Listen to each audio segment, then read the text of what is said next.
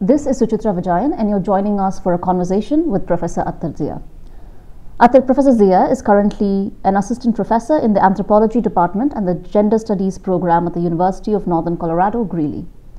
Professor Zia has worn many hats. She's a scholar, writer, activist, poet, and in a previous life a journalist and a civil servant.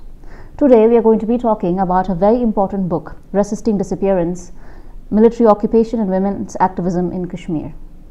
Drawn from Professor Zia's 10 years of engagement with APDP, and as an anthropologist and a fellow activist, this book is an amalgam of ethnography, poetry, and photography. Professor Zia illuminates the dynamics of gender and trauma in Kashmir and how this has transformed the face of South Asia's longest running conflict. Professor Zia, thank you for joining us. Thank you so much for having me.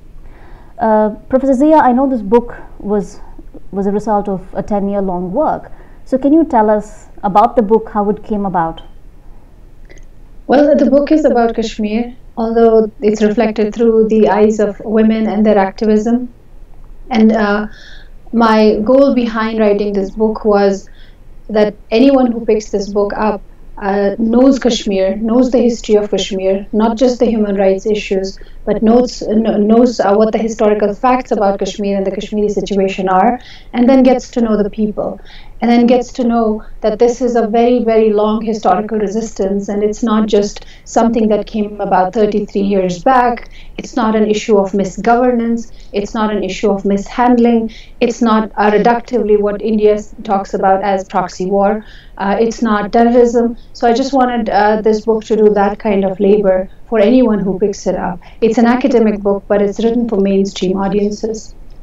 While the book was a result of, as I said, 10-year-long work, and a lot of the work that you did was the men and the families of those disappeared, the book now has an immediate significance with what has happened in the valley. We have the recent reports say over 13,000 boys have been detained. I was wondering if you could make the parallel and the continuities of your work for the present. Well, if we look at it, right now Kashmir is under siege and has been since the last 60 days now. It's been 2 months. And people have completely disappeared from the scene. They're not there. Not even the journalists can report. So Kashmir Valley has de facto disappeared. And what I talk about in the book is enforced disappearances of 10,000 men.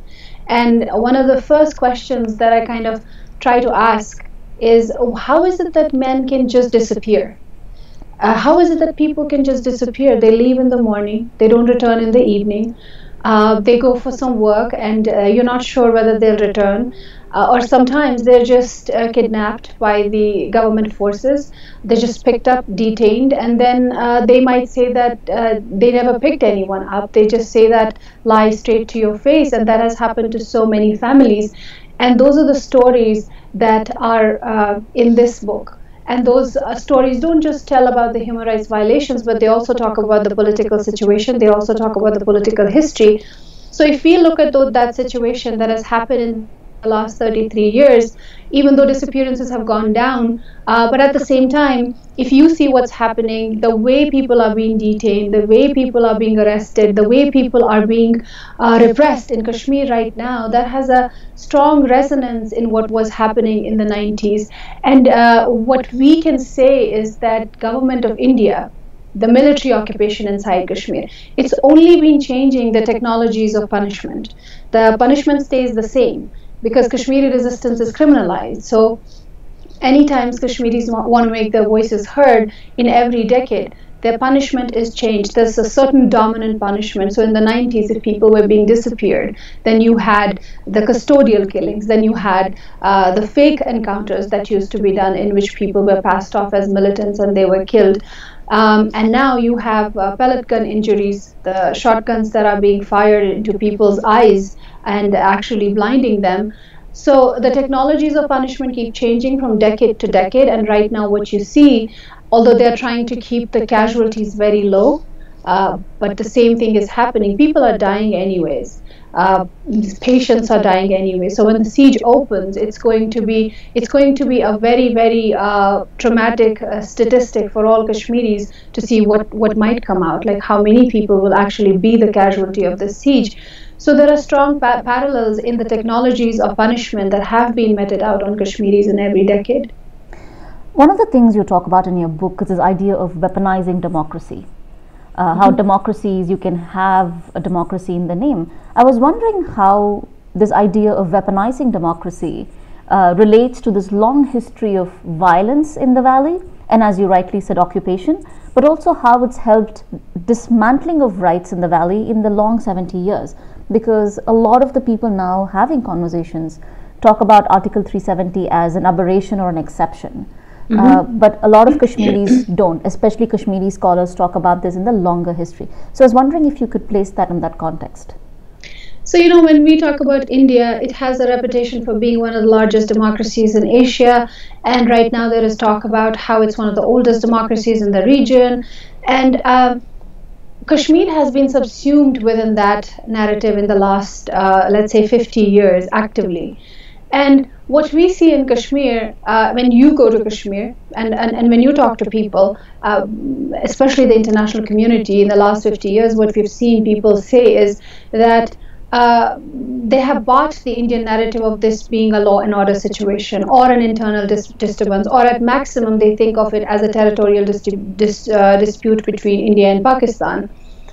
That's because it's really been able to get away with the narrative of having a democracy and having a democratic setup inside Kashmir, and being able to subsume that this is not a military occupation. So that has been invisibilized. And the reason I talk about weaponizing democracy is because what we see in Kashmir, and India sells this narrative often, that Kashmiris have taken part in elections. Kashmiris subscribe to electoral democracy, so it is a democracy. And what's happening is a law and order situation. But if you look at the history of elections, if you look at the history of governance that was established within Kashmir after 1947, you see the basis and the foundation of that election is illicit.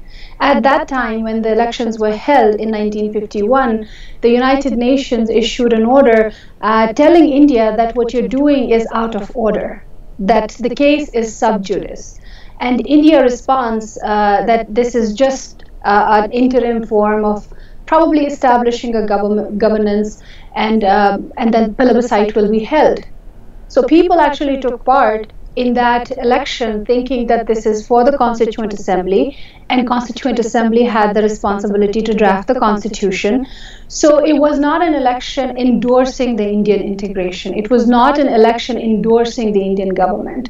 So right from that point onwards, all the elections, most of the elections, they have been predetermined. They have been rigged, they have really been out of order, they have been perverted.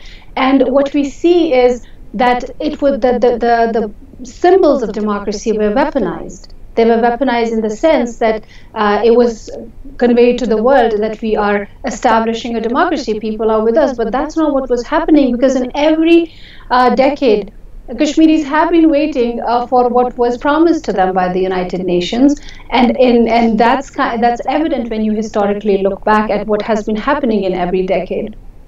So most of the elections that have happened inside Kashmir, they used to be for these predetermined client politicians that leaned completely towards New Delhi. So in that sense, democracy never existed inside Kashmir. It's not only the last 30 years or 34 years now that Armed Forces Special Powers Act is implemented inside Kashmir, which is a draconian law, and the civilian government is just for the name.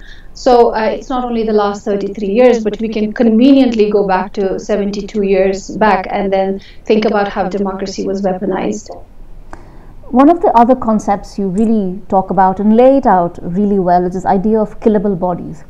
Can you explain to us how these killable bodies are produced in Kashmir? So a killable body is just a simple idea that anyone in Kashmir at any point in time can be killed, can be disappeared, can be blinded, can be wounded, can be detained. So a Kashmiri body has become a it's become a sort of like anyone at any point in time, without any accountability, anything can happen to a Kashmiri body per se, and no one is going to ask you any questions. So that's what's happened for the last 34 years of direct violence. And there are so many examples in Kashmir right now, especially the enforced disappearances. I kind of think that that really epitomizes what has happened to Kashmiri bodies. And we have the example of Afzal Guru. Even though he was a former militant who had given up militancy, and then he was also, being summoned every now and then by the counterinsurgency grid, and then we see how he was hanged by the Indian government. For 1 decade, he was cast in this mold of being a stereotypical Kashmiri who is also seen as a terrorist. And this body is really marked. This body is a bearded body. This body is also sometimes wearing the Khan suit, the Pathan suit. So they kind of cast him in that mold. And I've written about that separately as well. And that's the idea when I kind of think about killable bodies, that these bodies, they have absolutely no rights. They have absolutely no civil rights. They have absolutely nothing to do with human rights, because you can easily pick a Kashmiri up and kill a Kashmiri because he's already cast in the mold of someone who is stereotypically a terrorist, someone who is violent and is a threat to Indian sovereignty. And that's just about anybody. We already discussed this, but I kind of wanted to go back to this idea of disappearances. August 30th is the International Day of the Disappeared. Can you tell us about the history and the nature of disappearances in Kashmir in the 90s? I know you briefly touched upon it. I was wondering if you could give us a little bit more context in terms of these disappearances in the 90s. So in the 90s, there were several things were happening. People were being arrested, people were being killed, every kind of human rights violation. There were mass rapes that were happening, and Human Rights Watch went ahead and did a report where they actually looked at rape as a weapon of war that was being used by the Indian government forces. So number of human rights violations, anything that you can think about, torture. Medicine Sans Frontiers, they published a report in which they said 1 in every Kashmir, I think 1 or 2 in every 7 Kashmiris has witnessed or suffered torture. So that was what was happening in the 90s, and enforced disappearances were really very, very, what should I say, they were glaring. Because, if someone leaves the neighborhood in the morning and never returns, and there are witnesses sometimes who have seen these men being picked up. Sometimes they have been picked up from their homes, sometimes they have been picked up from their offices, and sometimes it's just it's a random and no one really knows where the person went. And then there are sightings, and then the family follows those little clues from one thing to another. They go to the jails, they go to the prisons, they go to interrogation centers, they go to different police stations, they go to politicians' houses to sort of like look for some clue. They go to morgues. So that was the 90s. That was actually what was happening in each neighborhood. You had people who were being disappeared randomly, and the numbers started getting bigger and bigger and bigger. And in the early 90s, you had the Jammu and Kashmir Coalition of Civil Society, which was founded by Parvez Imroz. And then that was a civil society body that was working for documenting and trying to alleviate some human rights abuses, though there was not much that they could do. So they were fighting pro bono cases. And Parveena Ahangar, you have the co-founder of the Association of Parents of Disappeared Persons. Parvez and Parveena, they got together in 1994.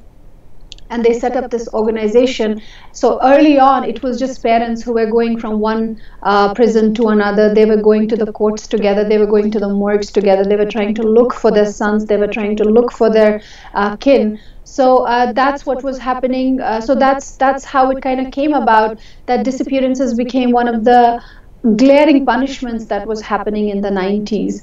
And every neighborhood has someone or the other. Every family has someone who was disappeared.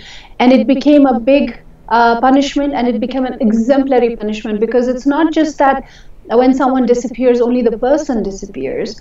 It's a representational threat to the entire population, so the threat multiplies.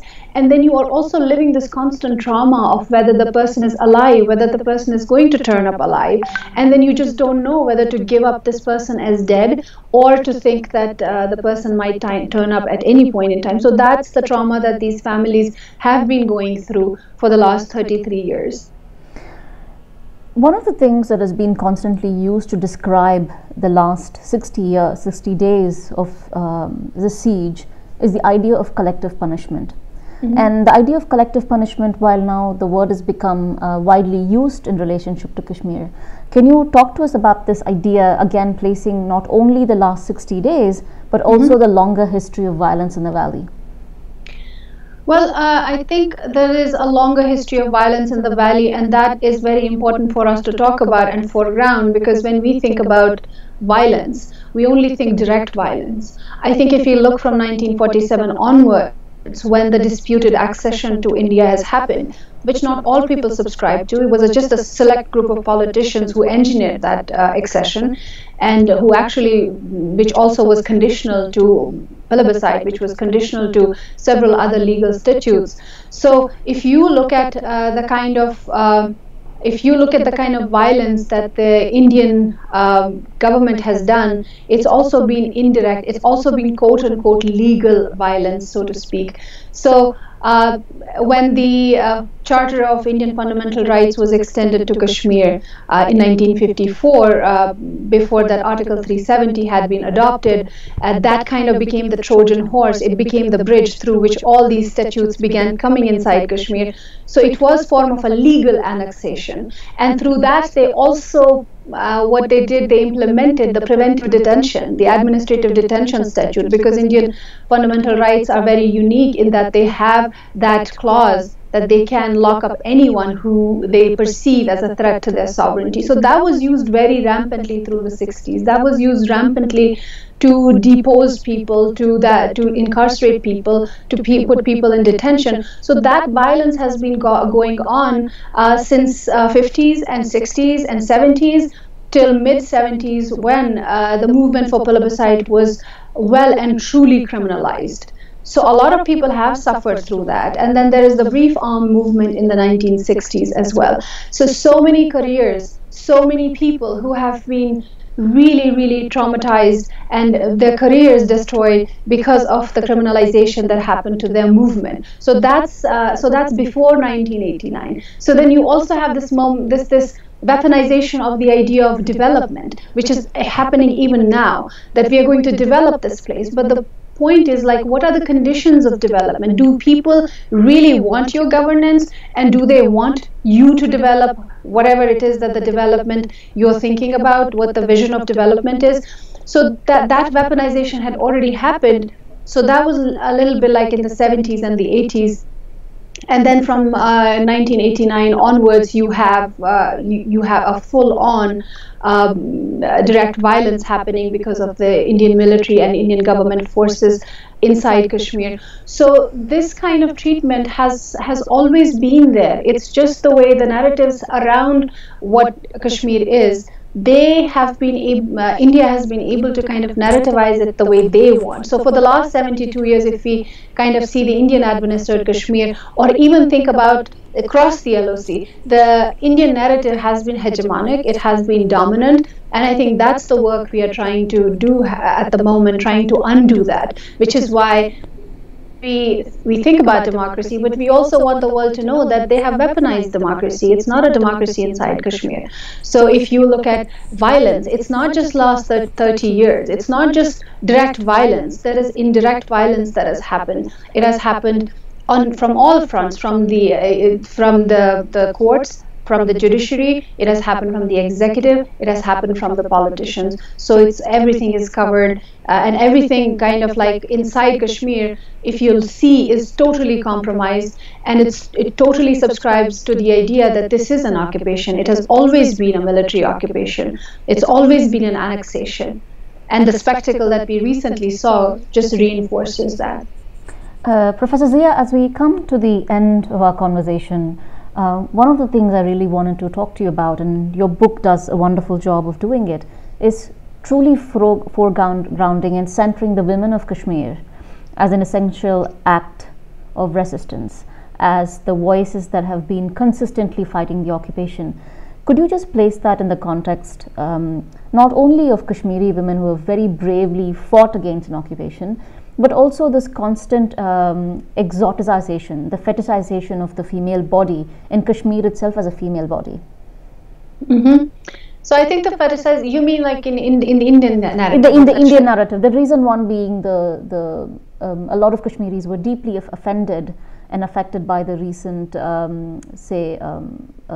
ad campaign by Raw Mango, which again saw that you take it not only capitalizes on the collective punishment and silences Kashmiris, but it is also considered through various critique how the fetishization happens and appears. I think women, generally speaking, women have always been fetishized in a colonial imagination. That is true for Kashmir as well. But it's also a general fact. At the same time, we also have to look at the other side of it. So exoticization is there, fetishization is there, and very recently we saw when Article 370 was deoperationalized, there were Indian politicians and Indian masses were kind of calling out for marrying fair-skinned women, which is a very racist trope. And they were kind of calling for all kinds of harassment and sexual and physical harassment of Kashmiri women. So that is there. On the other hand, one of the narratives in the Indian, amongst the, I want to say Indian scholars as well, has been, and I mean many Indian scholars and even feminists has been to save the Kashmiri woman from their own men. So the demonization of Kashmiri men. So I think that's something that was my constant concern. I didn't want anyone to read the book and think that this is just about women. This book is as much about Kashmiri men as much as it is about Kashmiri women. Because what's happening to Kashmiri men, if they're searching for the disappeared, we have to think like, who are the disappeared? So they're both, their security is deeply, deeply compromised, and all genders, I would say. So that was my major concern, that we have to kind of when we talk about women, we don't have to talk about men in the terms as if they have to be demonized in order for women's to kind of like illuminate what women are doing. So that's what I've tried to do in the book, and tried to answer those questions, that men are also deeply, deeply compromised. Their security discrimination is extremely high. And what the women in Kashmir are doing is they are also sometimes chaperoning men, just going out with them so that no one is going to, if there is a policeman or if there is a military man outside, they kind of see two people walking, especially if there's a man and a woman, a lesser threat. It doesn't mean that they will be safe. There are no guarantees. But women have been doing that kind of chaperoning. There has been sort of that element also, where women have had to go out of their comfort zones. So that's what's been happening in the last 30 years. So this is not to glorify violence. This is not to glorify what's happened to them, which is deeply traumatic and should not happen anywhere. But they have been very resilient, but they haven't been resilient on their own. For example, they have been resilient as a community where everyone is pitching in. And then, of course, you do have social aspects of a patriarchy. Where women are compromised, and that's all across the world. That's not just in Kashmir. But when you have a military occupation, when you have your social patriarchy compromised, it does become doubly problematic for women to kind of negotiate the social and the political. But I think Kashmiri women have really done an admirable job, which doesn't mean that this conflict should continue, and there are other ways for them to become expressive and other ways for them to become empowered.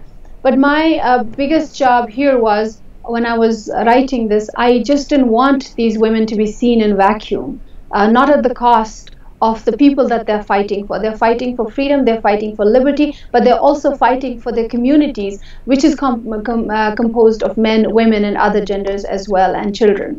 So that was my motive when I was trying to do this. Professor Zia, thank you so much for joining us today. For others who are joining us now, an excerpt from Professor Zia's book will accompany the publication of this interview. Thank you so much for the work you do, and we look forward to more conversations with you. Thank you, Suchitra. Thank you.